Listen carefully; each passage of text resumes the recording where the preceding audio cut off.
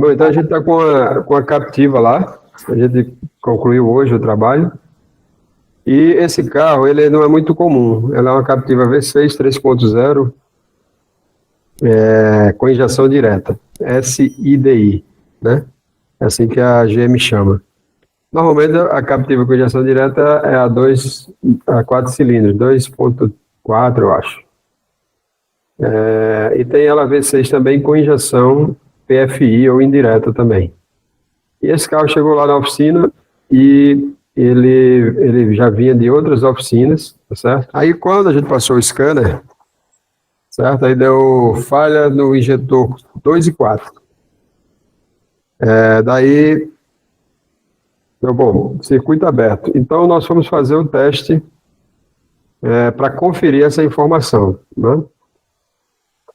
Então, pessoal, nós temos aqui os injetores da família GDI, ele é ligado diretamente ao módulo do motor, né? Então, uma das coisas que eu faço, e eu queria gravar essa aula, né? Aproveitei esse carro aí, que era um defeito onde eu tinha que aplicar essa técnica básica, certo? Mas algumas pessoas, às vezes, ou está começando, ou às vezes mesmo que é da área, não atenta. Mas a gente testa a resistência, para conferir a condição do injetor, principalmente quando você tem falha gravada, né, falha ligada ao injetor, né? Falha no injetor 1, 2, 3, ou seja lá qual for, tá certo? Isso, quando o módulo indica falha no injetor, é porque ele está detectando uma falha no circuito elétrico do injetor, né? Então ele não sabe se é o chicote ou se é o injetor. O fato é que o circuito está aberto. Então, nesse caso aqui, a gente desconecta o conector do módulo e pega com o ohmímetro, a gente testa as resistências dos injetores diretamente. Com injeção indireta também é possível fazer isso, mas aqui é mais fácil. Por quê? Porque estando conectado aqui a tomada no bico injetor, é só eu desconectei o pente, né, a tomada do módulo. Aqui nesses pinos aqui, por exemplo, no bico 1, 52 e 72, a gente testa a resistência do injetor e a gente faz esse teste com os demais, né? Porque daí você já mata logo, não, realmente existe um circuito aberto ou uma resistência alta, né, do injetor, por exemplo, ou baixa demais, não é isso? E aí você já tem mais certeza, né, no momento em que você vai fazer o seu diagnóstico. Aí aqui nós temos os injetores. Deixa eu só... Não era esse vídeo é para daqui a pouco. Então a gente aqui está com o pente, né? Que é a plataforma do Autorier, com os pinos, né? De todos os injetores. Então ele começa aqui, ó, a gente tem a sequência aqui: 5272 o pino 1, 5171 o pino o injetor, 5272 é o 1, 5070 é o 3, 4767 é o 5, 4868 é o 2, 4666 é o 4 e com a 5171 é o 6. Então a sequência são todos da mesma fileira aqui, tá certo? Todos os injetores. Então, depois localizado aqui os injetores, está aqui o diagrama elétrico que vocês acabaram de ver, tá certo? A gente desconectou a tomada do módulo, colocamos duas agulhinhas ali, tá certo? Os pinos relativos ao injetor que a gente está testando, ok? Colocamos aí o ohmímetro.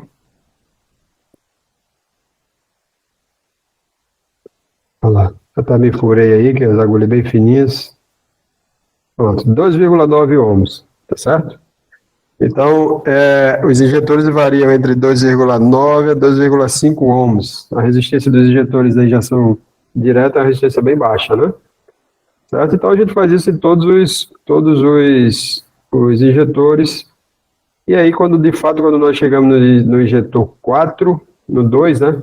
4868 e no 4, 4666, ele deu circuito aberto.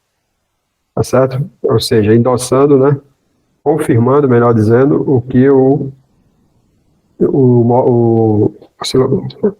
scanner já tinha nos dito, né? Já tinha transferido lá do módulo para a gente, então a gente foi lá e tiramos o coletor de admissão, tá certo? né? O coletor de admissão é de fácil remoção. Aqui a gente já está com o coletor de admissão desconectado, os injetores, tá certo? Esses injetores têm uma trava metálica aqui, ok? Onde você vai, para remover eles, você tem que, ele é aberto, né? Essa parte traseira aqui é fechada, tem uma trava aqui, ó, tá? E aí você consegue deslocar ele, certo? Essa trava, e aí o bico sai. Para colocar também não é tão difícil não, mas é uma trava metálica bem reforçada aqui, certo? Então, a instalação desses injetores é bem apertado, tanto para remover quanto para colocar, certo? Mas um detalhe, o chicote, que na hora que a gente for instalar, ele tem que estar por trás dos injetores aqui, porque quando eles entrarem aqui nessa parte, tá certo? Eles vão precisar de espaço, e se a pessoa se confundir e colocar o chicote pela frente, a gente não tem movimento, porque é muito pouco espaço para a instalação desses tubos distribuidores aí, dessas flautas, certo? Aqui eles já estão no lugar, os dois, ó, certo? A gente já tinha instalado aí, são 2 tubos distribuidores, aqui atrás, certo? Esse cano aqui vem da bomba de alta, e essa tubulação aqui, ó, é que vem lá da bomba de baixo, que entra na bomba de alta, e daqui a bomba fica solidária ao cabeçote, na parte lateral, o cabeçote do bancada de cilindros pares, tá certo? Esse lado aqui é para frente do veículo, e esse lado aqui é para o lado da parede corta-fogo. Então aqui a gente vai ter cilindro 1, 3 e 5, e 2, 4 e 6, como é na maioria dos motores em V, né? Certo? Então, a bancada de cilindro par é a bancada de cilindro ímpar. O sensor de alta pressão é aqui, também, ó. Ele fica solidário ao tubo distribuidor dos injetores da bancada do banco 2, né, que é a bancada dos cilindros pares, tá certo? Então, tá aqui o sensor de alta pressão. Ok? Então, não é muito fácil, mas também não é uma coisa também tão difícil de trabalhar, não. Claro que dá um pouco mais de trabalho do que os motores em linha, né? Mas não também é um bicho de 7 cabeças, não. Tendo cuidado, mas sempre colocar uns paninhos aqui, alguma coisa que não permita cair nada para dentro do coletor de admissão. Ok? Tem alguma dúvida aí, alguma pergunta? Então, qual era o problema aqui? O problema aqui era que esse carro, quando ele chegou para a gente com essas falhas, tá certo? Era que essas tomadas aqui, ó, dos injetores, todas estavam sem as travas. Todas sem as travas. Então o pessoal até passou silicone aqui, tá certo? Para tentar fixar, botaram uns abraçadeira plástica, né? Que o pessoal normalmente chama de enforca-gato, não sei se no Brasil todo chama assim. Mas essas abraçadeiras plásticas aqui, ó, essas cinta plástica, colocaram, mas o fato é que na hora que eles conectaram, não, a conexão se desfez, né? E aí ficou o carro funcionando com 4 cilindros, né? Então a gente substituiu todos esses conectores, botamos conectores novos, tá certo? E montamos o carro. Quando nós montamos o carro pegou bem, né? Funcionou, tudo mais. Mas quando ele começou a aquecer, começou a ficar com a marcha lenta quadrada, né? Um funcionamento irregular, certo? Então, começou o funcionamento irregular e dando estouro no escapamento. Aí, e aquele cheiro, né, característico da reação do combustível com catalisador, que o pessoal chama de cheiro de catalisador. Mas quando a gente acelerava, o motor respondia bem. O problema era na marcha lenta, né? E daí eu botei a câmera boroscópica, né, a câmera dentro do cilindro, tirei as velas da bancada 2, que é mais fácil. Não tinha nenhum bico gotejando nem nada, mas o funcionamento às vezes muda. Né? Uma coisa é a estanqueidade, outra coisa é o alvo de jato do injetor. Ele pode ter estanqueidade, mas na hora da injeção ele pode injetar mais ou menos, ou injetar errado, né? Mas a gente não tinha como testar isso de forma segura, porque como vocês sabem, né, pelo menos para quem já assistiu às aulas de injetores, já sabem que a gente não tem a máquina existe a máquina, né? Pouquíssimas oficinas têm, só que é a máquina que faz a bateria de testes do injetor GDI da forma como deve ser, né? Eu tenho a máquina, eu tenho uma máquina da Plana, né? Que eu tenho uma parceria com a Plana, mas ela faz os testes dentro daquela limitação dos 8 bar.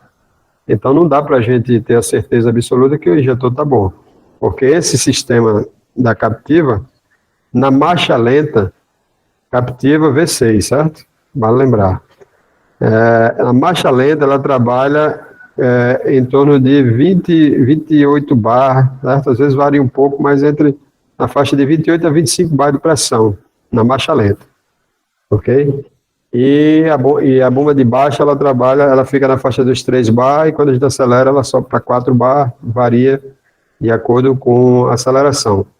Tem sistemas, né, só relembrando aqui para quem já sabe, ou para quem não sabe ainda, ou não lembra, tem sistemas que, apesar de ter a bomba pilotada, ele não vai variar quando a gente acelera a pressão.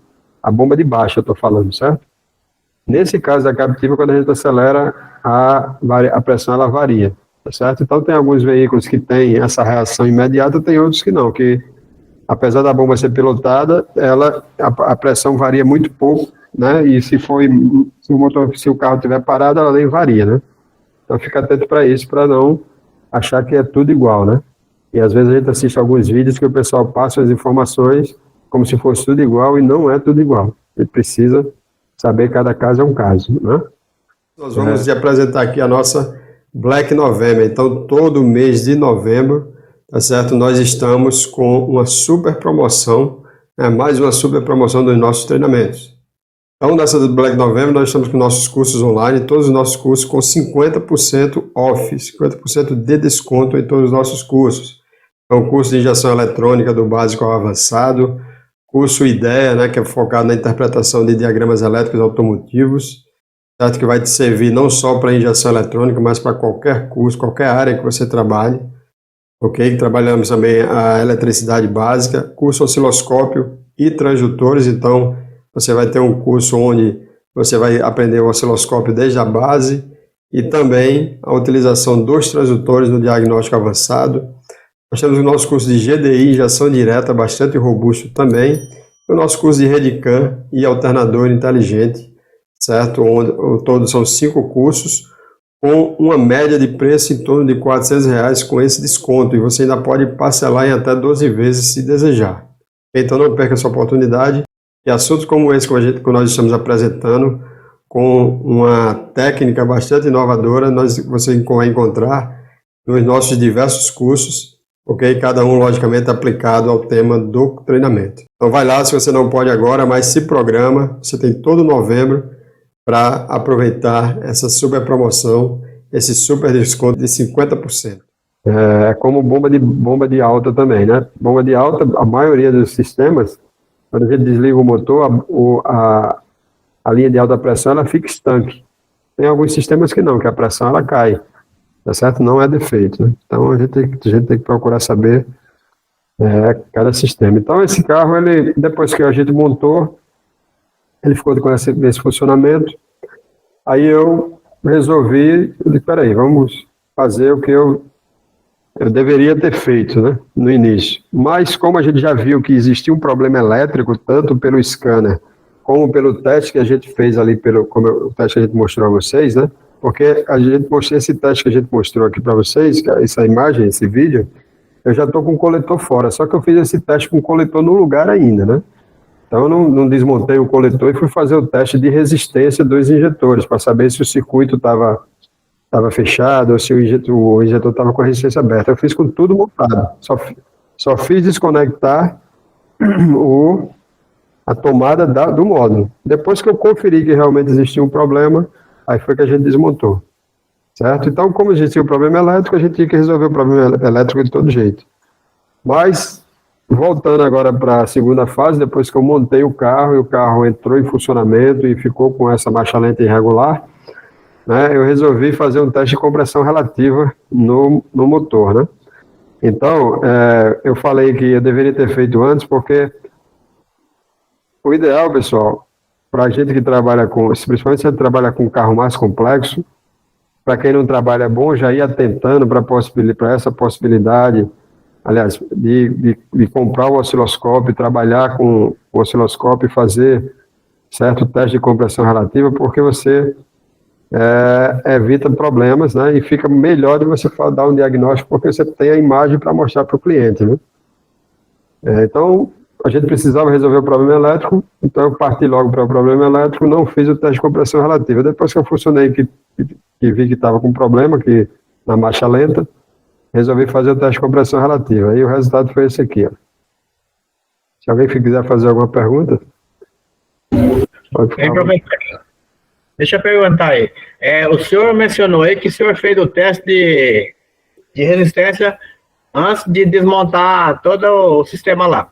Isso. Aí quando o senhor viu que estava 2 injetores lá com diferença, né, da resistência, Isso. aí o senhor partiu para desmontar. Quando o senhor estava desmontando, o senhor já viu que estava desconectado o conector do injetor? Só consegui ver depois que eu removi o tubo, porque ele fica ali dentro, ali, entre os dois cabeçotes, a gente não tem como ver antes. Entendeu? Eu sei, mas então... quando eu tirei o tubo, aí a gente viu que o problema era porque ele não estava conectado. Aí o que você fez? O senhor conectou tudo certinho? Aí eu troquei os conectores, todos eles, 6. Eu coloquei conectores novos, aí montei. Aí depois que eu montei, eu retestei para conferir.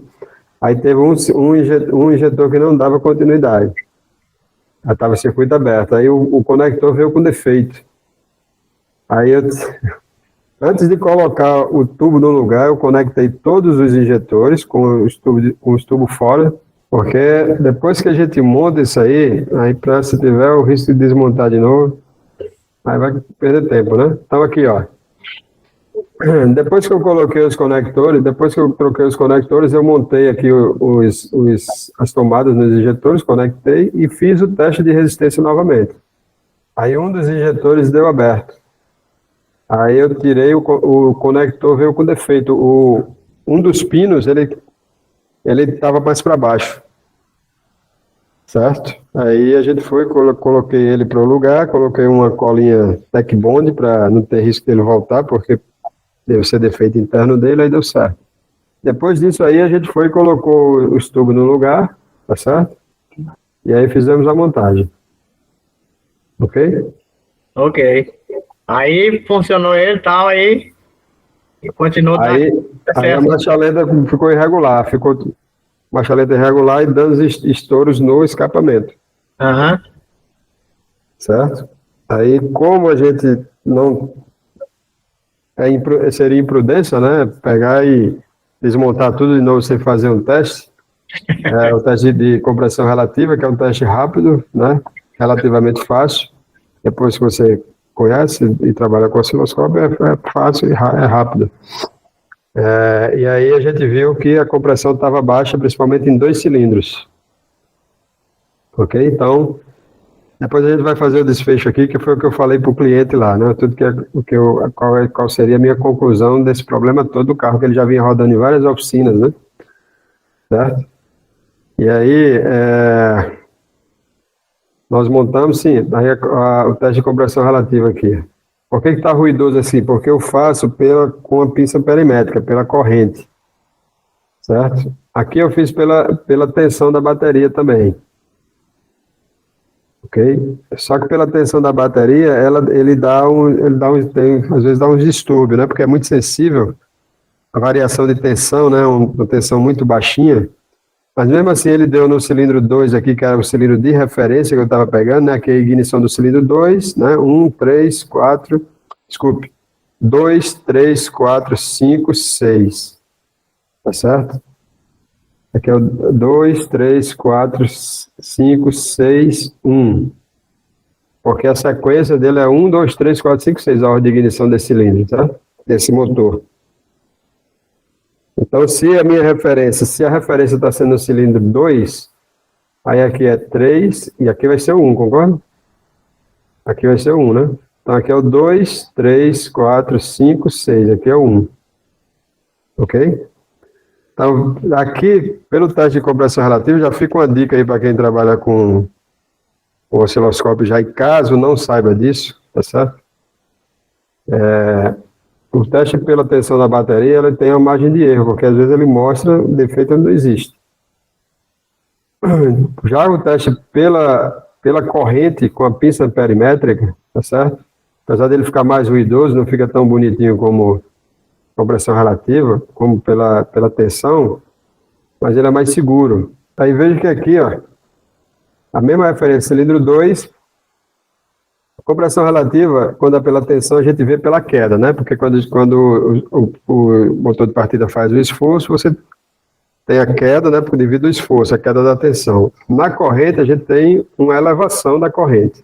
Por isso que o pico é para cima, né? Ele vê para cima. Então a gente vê aqui, ó, que a gente tem aliás, 2, 3, 4, 5, 6 e um de novo aqui, e um aqui. 2, 3, 4, 5, 6 e um aqui. Aí o 2. Então, o 6 e o 2 com a compressão baixa. Certo? E a gente tinha observado, quando a gente tirou os injetores, tirou o coletor, na verdade, né? A gente viu que a tulipa das válvulas de admissão estavam carbonizadas, né? Não muito, mas estavam carbonizadas. Mas a gente queria botar os dois bicos para funcionar para poder depois a gente refazer a avaliação, né? E foi isso que a gente fez. Então, qual foi a história desse carro aí no final, que a gente deduz, né? Porque o cliente diz, não, eu já fui em várias oficinas, já gastei R$ 4.000 e não resolveu. O rapaz disse que o defeito era nos bicos, mandou os bicos fazer um recondicionamento dos bicos. Já pensou? Só mandar fazer um recondicionamento dos bicos de injeção direta. Eu não confio, não tenho essa coragem, não. Certo? Então, ele pode ter colocado um defeito nos bicos na hora que foi fazer o recondicionamento, né? Dependendo do que seja feito lá, que eu, sinceramente, eu não sei o que se trata. Mas qual é o problema desse carro? O mesmo problema que aconteceu com a Pajero Dakar, um dia desse V6, a gasolina. O carro também já tinha feito troca de bobina, de vela, e bico injetor, e limpeza de bico, uma série de coisas. E o problema era a compressão, certo? Então, o problema inicial do carro, o problema inicial do carro era a compressão.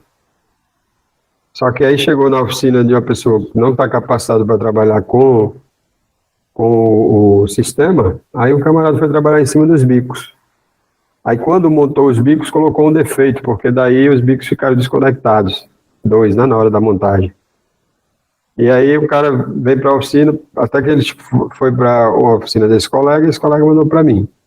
Aí foi quando a gente foi desenrolar o novelo, né? E aí colocar os bicos para funcionar o cabo, a partir daí ver qual era o defeito, né? Por isso que eu falei um tempinho atrás, o ideal é com a gente que trabalha com injeção eletrônica, né, afinação de motor, essas coisas, esse setor, é sempre bom, quando o carro chegar, se chegar com falha de cilindro, o ideal é você fazer logo um teste de compressão relativa. Agora também tem um outro pecado aqui que eu preciso abrir um parênteses, que é o limiar do erro, ele é muito próximo, porque recentemente um aluno nosso, ele pegou um carro, aí ele foi e fez o teste de compressão relativa, deu erro. Só que tem um detalhe que eu até citei aqui, ele fez o teste pela tensão. Aí deu uma diferença, aí ele foi e condenou o cabeçote. Aí a cliente, que era uma mulher, depois ele me contou, a cliente foi num outro mecânico, o camarada verificou que o defeito era nos bicos. Aí fez uma limpeza, trocou os bicos, não sei direito o que foi, e aí resolveu o problema do carro, né? Então, a gente faz o teste de compressão, se não for muito grave o problema, se não tiver um desequilíbrio muito grande, a gente deixa isso aqui, a gente já tem um respaldo aqui, e aí faz o teste nos demais sistemas para ver se existe mais alguma coisa, porque às vezes aquele desequilíbrio que tem não chega a causar um grande defeito um falhamento muito grave, né? Só para finalizar aqui a ideia aqui, recentemente chegou um Gol para a gente que estava com falhamento muito grave. E o falhamento era de motor.